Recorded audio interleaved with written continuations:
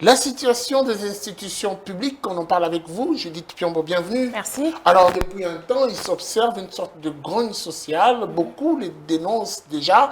Vous avez ramené des précisions et détails. Qu'est-ce que l'on doit retenir? Les institutions publiques connaissent actuellement des grands problèmes parce qu'il y a des arriérés, des frais de fonctionnement qui ne sont toujours pas disponibles et ça ne les permet pas de pouvoir fonctionner normalement.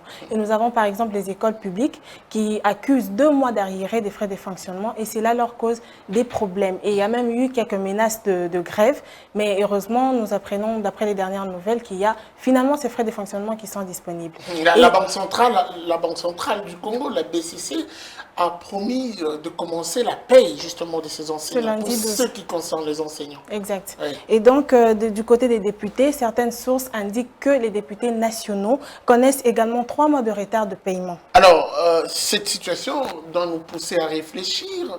Les raisons, beaucoup plus, on nous dit également dans votre rapport qu'il y a aussi les ambassades qui seraient victimes de cette situation de crise. Oui, tout à fait. D'ailleurs, en parlant de ce même sujet, l'ancienne ministre des Affaires étrangères, Marine Toumba, a alerté sur son compte Twitter que les chancelleries de la République démocratique du Congo à l'étranger devront finalement déguerpir puisqu'il n'y a pas de frais de fonctionnement depuis près de 8 mois. La principale raison n'est rien d'autre que la faible mobilisation des recettes. Et donc, il y a quelques semaines, l'Observation de la dépense publique a alerté dans sa toute récente publication cet état de choses.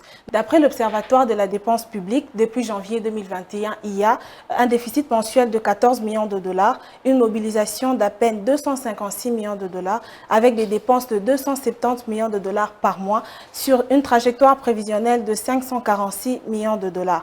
Toujours dans ces mêmes rapports, il est écrit noir sur blanc que la situation se justifie aussi par le fait que les ministres censés mettre en œuvre les mesures d'encadrement des recettes sont démissionnaires. Il n'y a aucun suivi. Les régies financières et les services d'assiette travaillent comme les électrons libres. À part ça, il n'y a aucune réforme fiscale qui a été envisagée depuis 2019.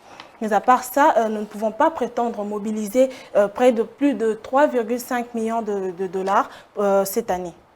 Alors on doit dire qu'avec ceci, avec plutôt ce nouveau gouvernement, on peut s'attendre à un ouf de soulagement, comme on le dit. Exact, c'est vraiment le souhait de toute la population. Alors, comment conclure ce dossier? Une grande conclusion, c'est une situation atypique qui s'est remarquée avec l'ancien gouvernement et le nouveau qui vient d'ailleurs de sortir, une raison de réjouissance pour tout le monde.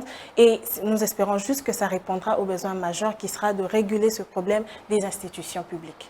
Espérons que la RDC pourra voir clair et stabiliser son économie, surtout plus les régies financières pourront mettre leur intelligence en musique pour maximiser les recettes puisque le temps en a besoin et surtout le budget de la République démocratique du Congo doit être gonflé et affecté au regard des priorités qui s'imposent. Merci à vous, Judith, pour ces précisions. C'était un plaisir.